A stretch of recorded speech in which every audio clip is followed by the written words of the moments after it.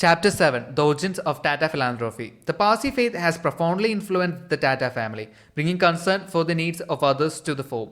Legend has it that around the 8th-10th century, a small group of persecuted Persians migrated to a city north of where Mumbai now is to practice their religion in peace. The land was ruled by the king Jadi Rana, who was reluctant to allow a group of foreigners to settle in his kingdom for fear they would overburden the area's resources. He sent the leader of the refugees a full bowl of milk to signify that the land they were on was already full and could support no more. Understanding the message, the refugee leader added some sugar to the bowl and sent it back to the king. The brilliant metaphor instantly won over Jadi Rana. He allowed the Parsis to stay, and true to the promise of the metaphor, they worked hard, never to burden the community but only to sweeten or enrich it. This section of the book investigates the ethical drivers of this unique enterprise, call it the Tata DNA. It includes a commitment to philanthropy not as an adjunct to business but as the reason for the business. To understand the Tata family's deep commitment to philanthropy and in particular its application in India, we have to understand something of the religion from which the family sprang. India's Parsi community, though small, lives by a clear edict: improve society. The Tatas have made this their life's work. The Parsi religion. While the modern day Parsi community originated in Persia, today's Iran, and immigrated to India generations ago, the Zoroastrian religion on which the community's faith was founded predates Christianity, Judaism, and Islam. In fact, dating at least to the second millennium BCE. It is the earliest monotheistic religion of which we have any knowledge. Zarathustra, also known as Zoroaster, may have lived in time between the 18th and 6th century BC. At 15, he decided to devote his life to the worship of God. 5 years later, he left the pleasures of society to meditate alone in a cave, pondering the big questions of life, such as the origin of evil, why we are here, and how the universe came to exist. In his solitude, his god, Ahura Mazda, appeared to him. The two conducted a dialogue, which led Zarathustra to write the Gathas, the sacred verses of Zoroastrianism. Zoroastrianism is an activist faith. It adherents accepting a commitment to fight evil, which reveals itself in such physical forms as poverty, hunger, disease, suffering, crime, greed, and prejudice, in short, virtually all the ills of human society. The religious duty of each man and woman is to work towards the eradication of evil in all its varieties. As Noshit Dadrawala of the Center for Advancement of Philanthropy says, Parsi, thy name is charity. If Christ asked his followers to love their neighbors, Zarathustra asked his followers to attain happiness by making others happy. People of commerce. A poor people when they settled in India, the Parsis rose in prominence during the 17th century when they opened trading posts that did a great deal of business with Europeans. The Parsis not only welcomed the trade, they were eager to learn from their European partners, and they very quickly developed both a passion and skill for commerce. This motivated the community to move closer to the commercial action, which, as the 17th century gave way to the 18th, was Bombay, modern Mumbai. Indeed, the activity of Parsi merchants did much to accelerate the growth and affluence of Bombay through the 18th and 19th centuries. By the 80s, thanks in no small measure to the Parsi community, parts of the city grew wealthy, as did the Parsi people of business. They in turn invested much of their wealth in major modes of transportation, especially railways and shipbuilding, which helped fuel India's entry into global commerce while further enriching the Parsi community. The Parsi people did well by doing good, and everyone benefited. Where some individuals work hard to build strictly personal wealth, Parsis work hard to make a greater contribution to the community at large. They earn and build in order to effect large-scale change rather than create lavish individual lifestyles. They are doers who feel a personal responsibility to leave the world a better place than it was when they came into it. To make a positive change in even one single life, they believe, is to have lived a successful life oneself. Today, there are approximately 70,000 Parsis in India. Modest as these numbers are, they are also dwindling. The Western trend of marrying later in life and having fewer children may well bring the Parsis to the brink of extinction as a group. Parsi culture.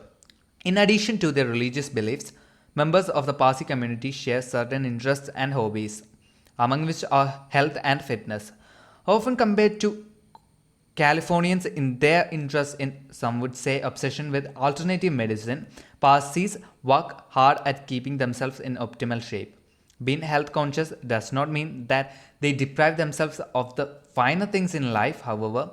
Parsis are considered foodies with an avid preference for dining at the best restaurants and using the freshest ingredients in preparing meals at home. They love life and live it to the fullest without being ostentatious about it. This extends to their appreciation and support for the fine arts and the performing arts and a passion for horse racing. The track in Mumbai is a Parsi gathering place. Parsis are often enthusiastic fashionistas with a taste for stylish clothing and chic home decor. They are not, however, narcissists. Their appreciation for what life has to offer is not to be confused with a worship of selfish pursuits. That is not what Parsi life is about. They are social activists who are committed to enjoying life while serving others. The Parsi influence on Jamshedji Tata. In the context of Mumbai's Parsi community, we return to Jamshedji Tata, one of the most famous and most highly respected latter-day Parsis.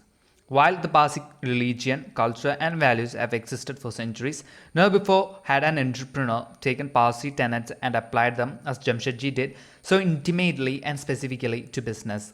As Jamshedji saw it, creating business organizations whose ultimate purpose was to fund ever greater battles against sickness and poverty and hunger was God's work. He set out to start and then to grow profitable enterprises capable of generating revenues that could be invested in helping those less fortunate. Not only did Jamshedji reinvest in his businesses and his employees, but he also invested in their neighborhoods and their environment. He worked to supply India with the power to fight evil by investing in education and healthcare and technology. Jamshedji succeeded in business partly because of his relentless insistence on personal excellence, another Parsi value. Doing your best work and asking the same of others yields superior results. This was Jamshedji's mindset as he worked to build his companies and his country. When hiring managers or other key workers, he invariably searched out the best, most talented people he could find. He often traveled overseas in search of the right candidate for the job, and he did not hesitate to pay well for the expertise he needed. While he leveraged the talents of other nations, he also invested in the education and training of the best and brightest in India. His goal was a future in which he would not have to look beyond Mumbai for the talent his companies needed. There is one kind of charity common enough among us, he said. It is that patchwork philanthropy which clothes the ragged, feeds the poor, and heals the sick. I am far from decrying the noble spirit which seeks to help a poor or suffering fellow being. However, what advances a nation or a community is not so much to prop up its weakest and most helpless members, but to lift up the best and the most gifted so as to make them of the greatest service to the country. This Jamshedji did by establishing scholarships, creating training programs, and generally investing in the local workforce. Looking after others. When Jamshedji Tata founded his first company, his goal was not personal wealth and fortune. It was success for the benefit of India. Following his religion, he was moved to create a vehicle to serve the needy who were and still are so abundant in India. He envisioned a social system in which the hiring of local workers would create jobs and income to enrich the local community, while the workers' contributions to the company would create revenue that would further enrich both the company and the country. His vision was simultaneously capitalist and socialist, and this hybrid was unique. Whatever their religious origin, Jamshedji's philanthropic goals were driven and enabled by business. Thanks to mentoring by his father, Jamshedji was quickly able to start his own cotton mill, followed by other mills and textile businesses, energy companies, iron and steel mills, and so on. As he recognized a need or a business opportunity, Jamshedji planned a way to meet the need or realize the opportunity. In this, he was a quintessential entrepreneur. It was the way he applied his entrepreneurial skills to community development and philanthropy that set him apart. Once his companies began generating a profit, Jamshedji created the groundwork for the establishment of philanthropic trusts. Today, these trusts hold a 66% ownership stake in Tata Sons. In turn, the trusts have been responsible for creating national institutions to enrich Indian citizens. The Tata Trusts have helped to fund numerous educational and social organizations, including those devoted to medical research, science and technology, social studies, and performing arts. While Jamshedji Tata's goal was always to improve the lives of all of the people of India, the approach was often immediate and local. Rather than import professional help, the Tatas typically choose to train and educate people in communities around new plants and facilities.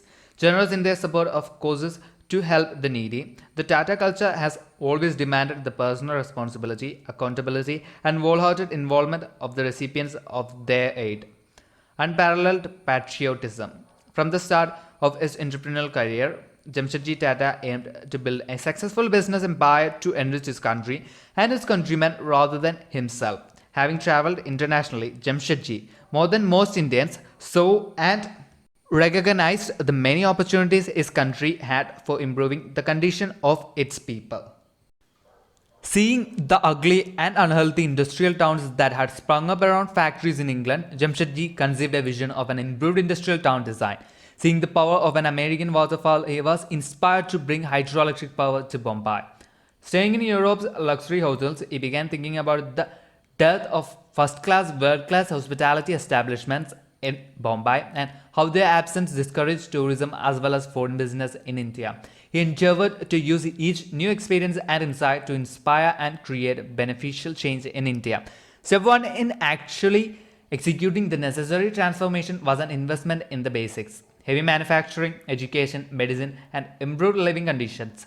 Jamshedji saw that great strides in all of these areas were possible as long as educate funding was available. So he made it his life's mission to ensure a steady flow of the capital necessary to pull India out of poverty.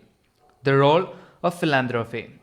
Although Tata frequently collaborates with and works through government agencies, public agencies often have to contend with constraints that do not bind private organizations. Think of it as the difference between a Department of Education deciding to issue laptops to all high school students, a program that might take years to be approved and funded, and the Bill and Melinda Gates Foundation deciding to fund such an effort within a week. Which organization will create results sooner, money and direct control over it by speed? Philanthropic trusts such as those of Tata are subject to fewer regulations, laws and constituencies. They have the natural license to take more risks and try untested approaches to situations, whereas more conservative government agencies lack the will and the authority to do so. It is the freedom to act directly on the urgings of conscience and the immediate perception of values that makes large-scale change possible. In short, philanthropy makes the impossible possible very quickly.